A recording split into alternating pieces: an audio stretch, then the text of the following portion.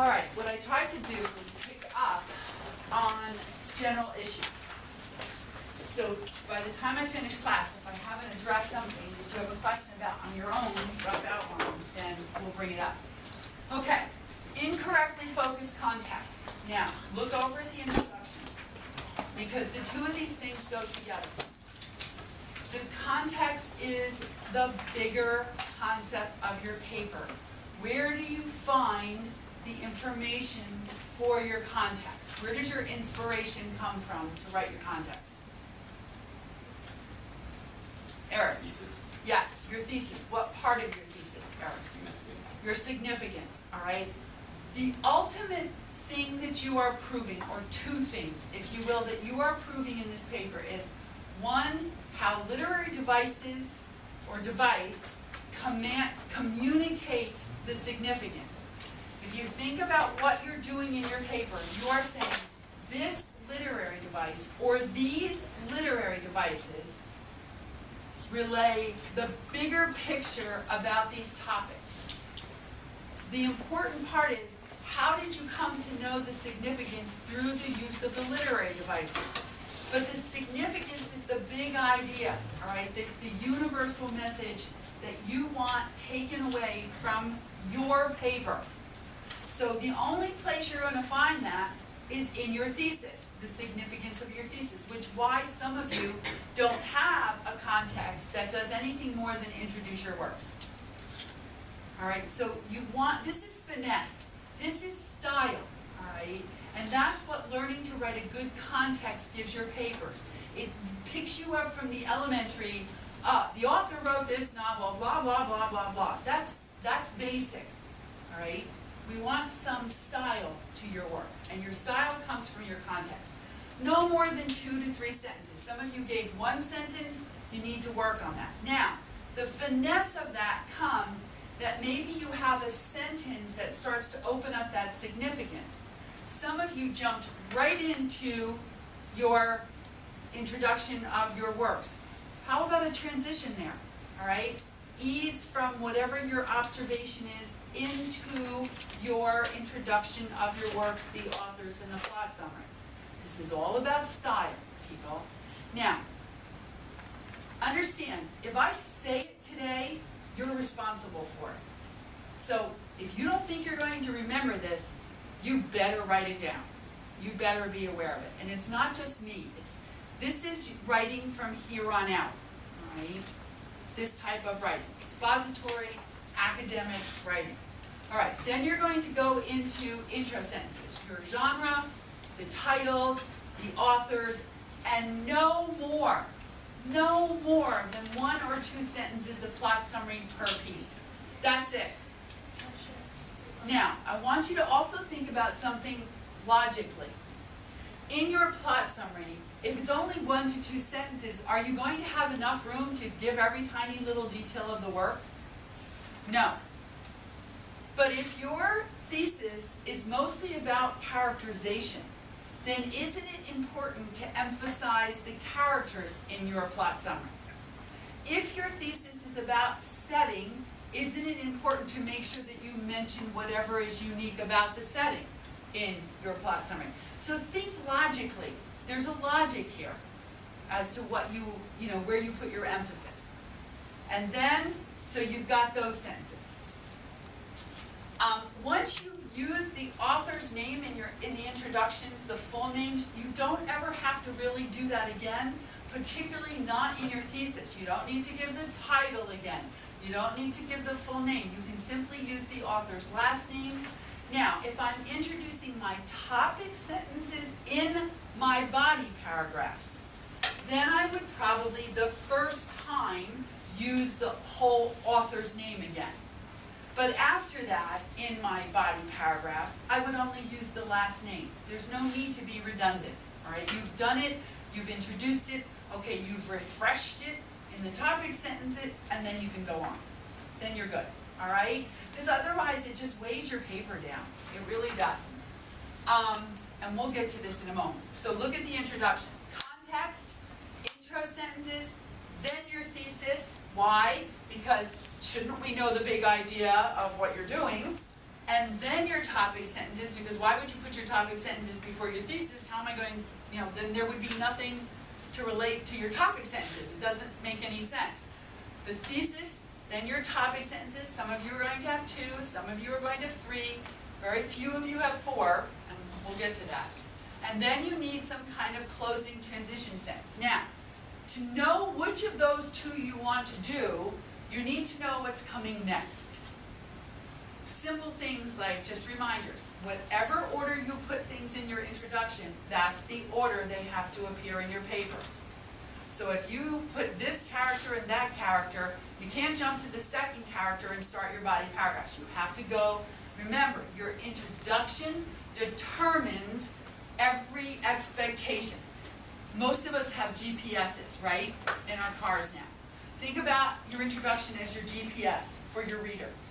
You don't want it to do something different after you've introduced it. You don't want your GPS to tell you all your directions, and then as you start driving, oh, well, wait, that's not what it said initially.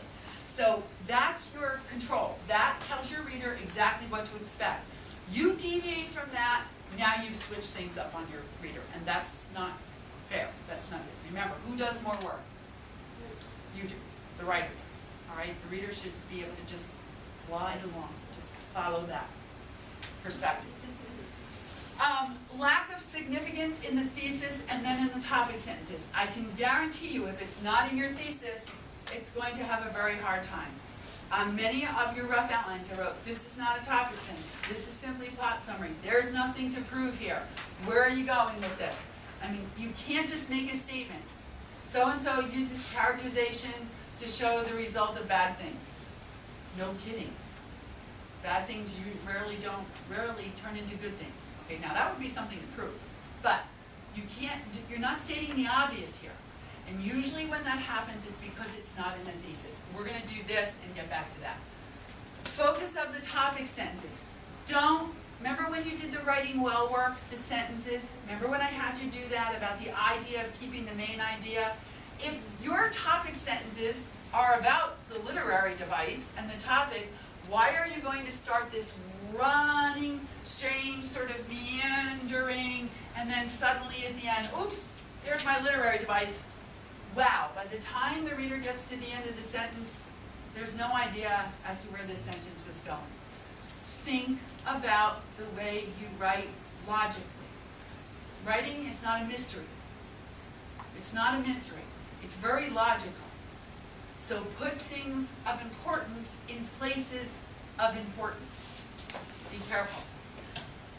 Agreement issues all over the place. Now, I beat this drum to the point where it's annoying.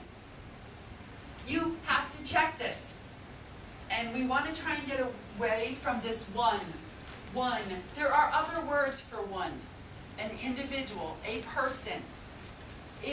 Most often, you start to make your sentences more confusing because then it's one believes or acts and he or she wants, and then before you know it, you get to the second half of the sentence and it's so crazy you're starting to use the plural and you don't even realize you've done it. If you think about this, again, logically, first of all, he or she in a thesis statement or a topic sentence or something is very awkward. It doesn't do anything for your style. So you look at that. The easiest way to do this is these are singular, correct? This is singular, correct? Can I change this to one of those plurals and simplify my life?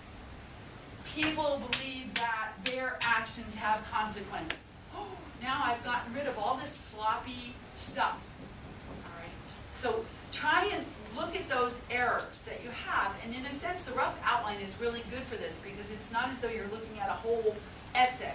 So you can pinpoint it, you can look at it, and then make the adjustments. And it'll help your writing, and it'll remind you what to do.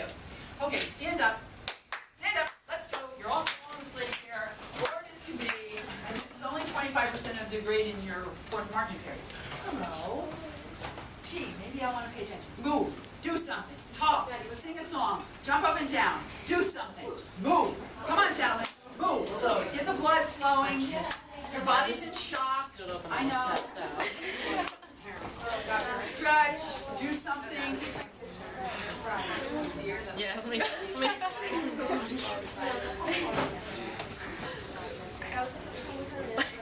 what?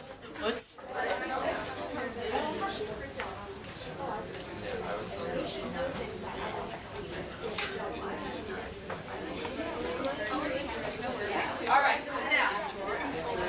You needed a little stretch there. I'm sorry.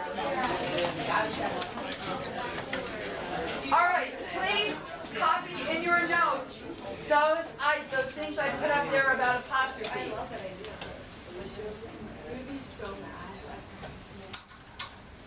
Because we had issues with apostrophes, and I thought you probably needed a little refresher.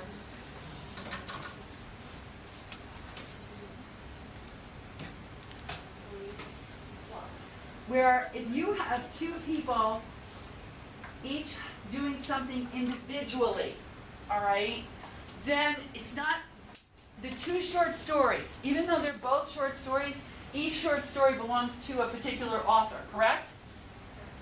So you need to list them individually.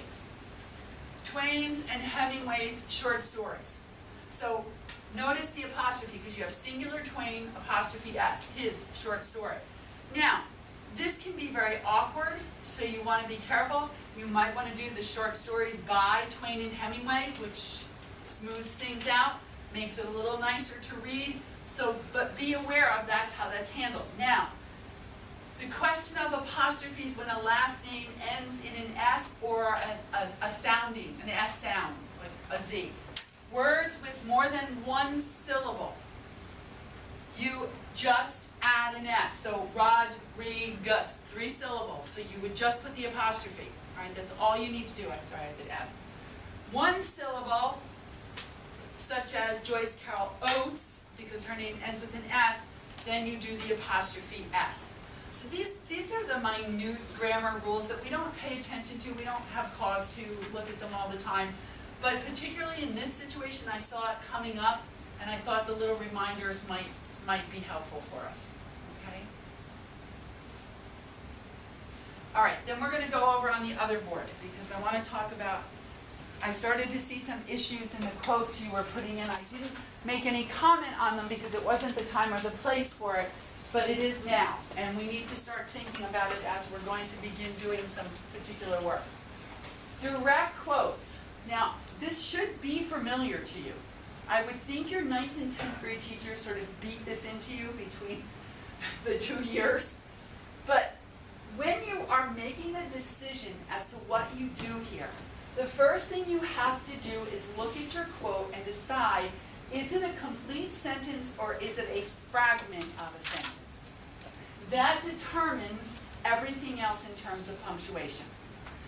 Something to keep in mind, because in the type of work that you're doing this year and in the type of work that you would do next year in a paper like this, you might end up not using an entire, you don't need an entire phrase. You don't need a long quote. You only need a portion of it. But you have to include enough of the quote to make sense. You can't throw some little tiny fragment in there that doesn't make sense. Now, part of your job is, if it's a fragment, is to make it make sense. And you can do that sometimes by including information from the story, include details, enough of it that it doesn't read like it's just stuck in there, like it doesn't make any sense. You have to set it up. You have to make it work. So if it's a complete sentence or number of sentences, then you're going to use a comma in most cases. But the thing that I found here is that a number of you did not capitalize this. Okay, if this is a complete sentence, it needs to be capitalized. So keep that in mind. Now, if you were leading into something that's going to be a number of sentences, but perhaps you're not using the first part, again, you have to make it make sense, then you can begin with the ellipses, the 3. You do not need the brackets anymore. I don't know, that got thrown in for 2 years and then thrown out again. And then you would go into the rest of the sentence. When you get into the body of your paper, you are going to, probably some of you, use block quotes, or sometimes called long quotes. More than 4 lines, it becomes a block quote. More than. Well, how do I know that? Well, you type it in and you count the lines once you typed it in. Okay, 1, 2, 3, 4 and a half, boom, block quote. And then we'll talk later about how to punctuate that, but just keep that in mind. Now, if you are doing a fragment, or another way to put that, if it makes sense to you, a continuation of thought, all right, then notice I don't have any punctuation here. Again, think about the logic. Why would I interrupt a thought by putting any punctuation there? Doesn't make sense. If I were to put a comma here, now I've interrupted the sentence. So that doesn't, in here, John Smith, literary critic, contends that the author, no author, blah, blah, blah, blah, blah. All right? So there's your rules. You know how I always try and give you something to ask yourself a question. How do I do this? Well, a question here would be, I'm going to use this quote. Is this quote a complete thought? Is it just a fragment? That determines then what punctuation I use. Notice when I continue the sentence, logically, I'm not going to capitalize that word. Again, that would indicate that this was a complete sentence, and it's not. It's not a complete sentence until it's finished here. And there's a few little instances out there still of this concept of triple quotes, that if you take dialogue from a story or a novel, that you put triple quotes around it. No, no, no, no, no, no, no. I knew where that source was years ago. I don't know why that source is floating around anymore, but Miss Morris Bauer and I checked every head of every English department that we're friends with. Anybody we've had no, none, never, okay? The only time you use a triple quote would be if you were beginning a quote and let's say putting in the title of something. So then you would have the quote here, here would be your title, at the end of it, then you would put your regular punctuation, and then the same thing would happen at the end of a sentence. So it's only when you use something like that within a work. But just anything and anything you take out of a story is a quote. Doesn't matter whether somebody said it or not. It just matters. Double quotation just means that this is not yours. It came from somewhere else. And that's what you need to remember. So you don't need a triple quote to prove that somebody said it, because it really doesn't matter. A quote is a quote is a quote. Which means that you never say, an author uses this quote. Because it's not a quote until you take it. Now, you could say, depending upon an essay, let's say you were writing an editorial or an article, and you're reflecting on something within an article you read, and then you could say, so-and-so quoted President Obama's press corps response yesterday. That's a different way of saying it, because then you're talking about someone using a quote. But an author can't use his or her own work as a quote. It's their creation. So we need to make sure we have that right. Notice that periods and commas go inside the quotation mark, and I am a bugger about this. So be prepared. Better be one of those things you check. Semicolons and colons go outside. Now, let me say a word about semicolons, because they're not things that you play with. They are to be used very sparingly. Don't look at a paragraph and say, oh, I have a lot of sentences here, I think I'll bring some up by using a semicolon. That's not the purpose of it. Yes, do they help to add a little style to your work here and there? But they should be used in the sense of, I have a very important sentence. Notice, sentence here. And then what follows this sentence is an elongation. Most of the time, oh my gosh, if I keep this together, this is going to be a really long sentence. And by the time the person gets finished with it, we'll probably have forgotten what was in the first part. So then I would use a semicolon. often you make your point here and this is your elaboration, but remember the rules of a semicolon. You have to have a complete sentence, and both have to be related in content. Don't overdo this. This is nice once in a while, but it is a conscious decision. It's not an alternative decision, let's say. All right? Also remember, if you have a complete sentence here and you choose to use a conjunction, now, we have a love affair with and. We don't even know why, but it's the first thing we always default to. I would ask you to think about your choice of conjunction. Do you really mean this and that? Or are you creating a contrast? Are you doing something that one thing is contingent on another? So think about which conjunction you want to use.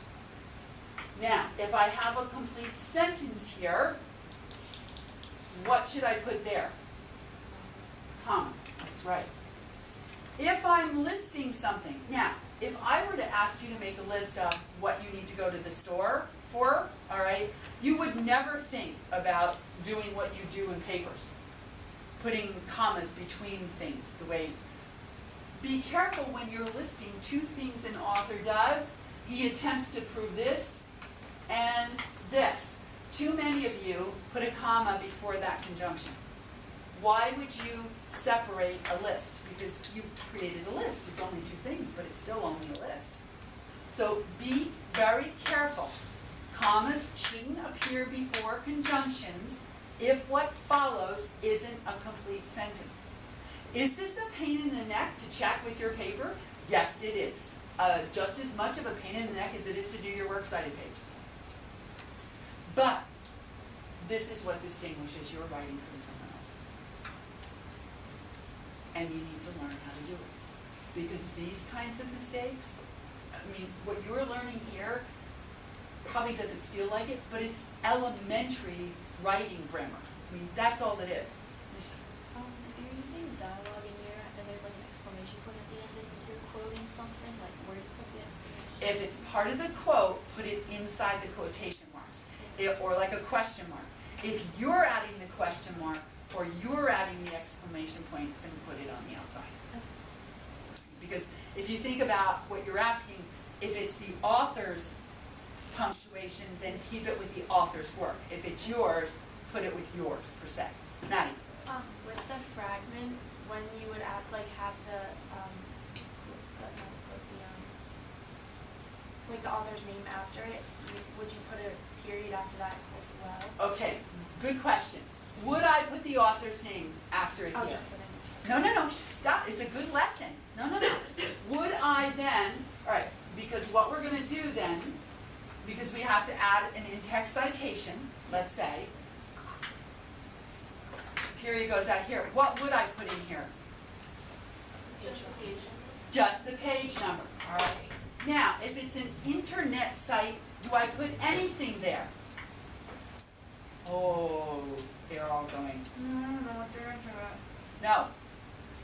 Anything taken from an internet source? No page number. So then I don't need anything here.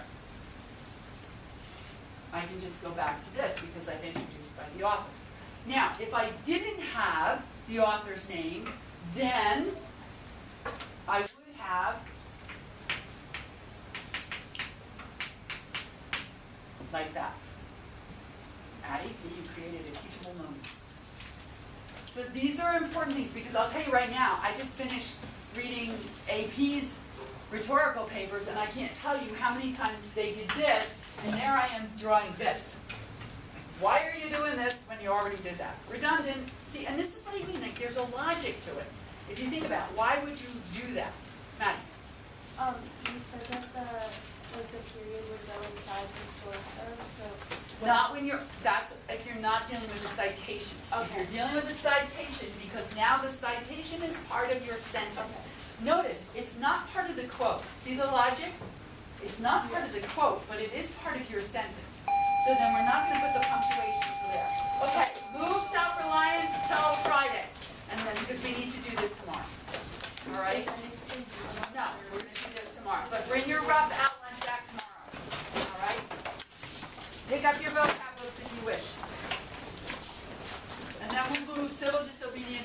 Monday. And so on, and so on, and so on. Bobby, can you just throw that up on the board for me? Thank you.